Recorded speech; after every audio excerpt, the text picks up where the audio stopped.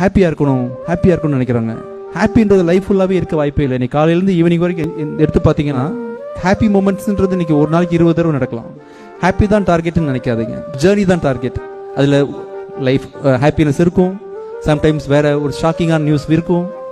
எல்லாமே அக்செப்ட் பண்ண பழகிட்டீங்கன்னா போதும். ஹாப்பியை தேடாதீங்க, ஜெயிக்கணும்னு நினைக்காதீங்க. எனக்கு நிறைய பேர் பார்க்குறேன், நானும் மோட்டிவேஷனல் வீடியோலாம் பார்க்குறேன். நீங்கள் ஜெயிக்க முடியும், நீங்கள் ஜெயிச்சிடலாம், ஜெயிச்சிருக்கேன். நீங்கள் ஜெயிக்கிறதுன்றது இன்னொருத்தன் தோக்கடிக்கிறதுடா. எதுக்கு ஜெயிக்கணுன்ற அவசியமே இல்லை, வாழ்ந்துரு. இப்போ இந்த மூமெண்ட்ல எவ்வளோ விஷயங்கள், நல்ல விஷயங்கள் இருக்கு, அதை வாழ்ந்து அனுபவிச்சு பார்த்தா போதும். ஜெயிக்கணும்னு தயவு செஞ்சு நினைக்காதீங்க. ஜெயிக்கணும்னு நினைக்கும் போது என்ன ஆகுதுன்னா 10th ஃபர்ஸ்ட் மார்க் வாங்கணும். நீ படிச்சாலே போதும், ஃபர்ஸ்ட் மார்க் வாங்கணும். நீ அறிவாளின்னு உனக்கு தெரிஞ்சா போதும். ஒரு 10 பேர் சேர்ந்து மார்க் போட்டு 10 பேர் சேர்ந்து மார்க் போட்டு நம்ம 500ல வந்து 489 வந்தா தான் பாஸ் அப்படின்லாம், இன்னொரு ஒரு மார்க் எடுத்தா இன்னொரு பாஸ் அப்படின்ற மாதிரி நிறைய யாரோ கொடுக்குற மதிப்பீடை வச்சு நீங்க வந்து உங்களோட ஹாப்பினஸை டிசைட் பண்ணாதீங்க.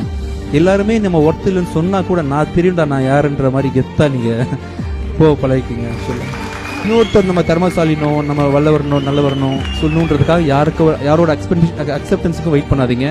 உங்களுக்கு தெரியும் உங்களை பத்தி, நீங்க மட்டும்தான் உங்க உலகமே ஏத்து நீ ஒண்ணுடான்னு சொன்னா கூட உங்களுக்கு நீங்க யாருன்னு தெரிஞ்சா அந்த லைஃப் அமைதியான லைஃப்.